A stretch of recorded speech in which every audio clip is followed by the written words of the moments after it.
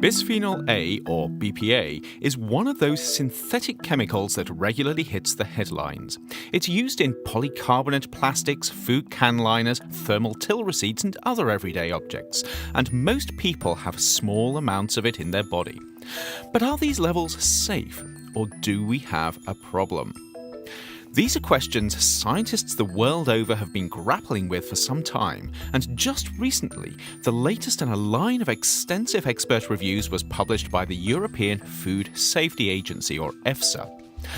The review, which analyses and interprets the latest science on BPA and human health risks, is a whopping 500 pages long. So on the assumption that most people are more likely to use it as a doorstop than read every last word, here are the highlights. The review takes a weight of evidence approach to making sense of a large number of published studies. This is a bit like reconstructing a scene from a bunch of smartphone photos. Some are crisp, some are blurry, some focus on minute details, while others are so distant they lack any detail at all. You even have some selfies in there. None of them paint a complete picture, and on their own some can be downright misleading, but stitched together they give a good idea of what's going on. In the same way, a weight of evidence assessment helps construct the likely risks associated with a chemical like BPA from a series of scientific snapshots. In this case, the reviewers found evidence for a number of health-related impacts following exposure to BPA, including potential impacts on the liver, kidneys, and breasts. Many of these raised concerns, but the one that dominated all others at a given exposure level was kidney weight gain in mice. This was identified as the critical endpoint, the one that, if dealt with, would also mean that the other potential health impacts should be avoided. Using data from mice, the reviewers estimated that if an average person was exposed to 113 micrograms of BPA per day for every kilogram that they weighed, their health could be at risk. That's around 8 milligrams of BPA per day for an adult. From here, the next step was to work out what an acceptably safe level would be in people. This is what's referred to as the tolerable daily intake, or TDI.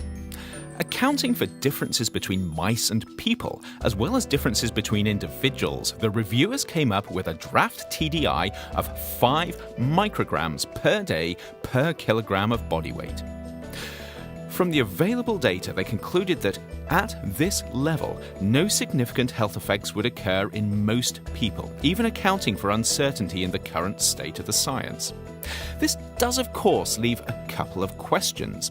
What levels of BPA are most people exposed to? And what if you're not most people? The first question was addressed in an earlier report from EFSA that looked at typical exposure levels.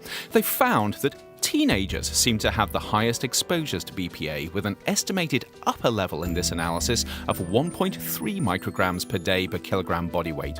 For comparison, this is 4 times lower than the proposed safe level. So for most people, everyday exposures to BPA are probably pretty safe. But what if you're not the same as most people?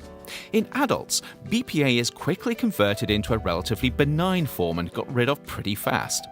Research is indicating, though, that embryos, fetuses, and even young children don't handle BPA in the same way as grown adults. Which means that what is okay for most people may not be quite as okay for the very young and the unborn. These are some of the blurry bits in the BPA safety picture that are still being researched. That said, at least we do have a picture of BPA safety, imperfect though it may be, which would seem to be better for making informed decisions than having no picture at all, which is where we are with some alternatives to not using BPA in products. If you have any thoughts on BPA's benefits and risks, please join the conversation in the comments, and remember to check out the additional resources in the blurb below.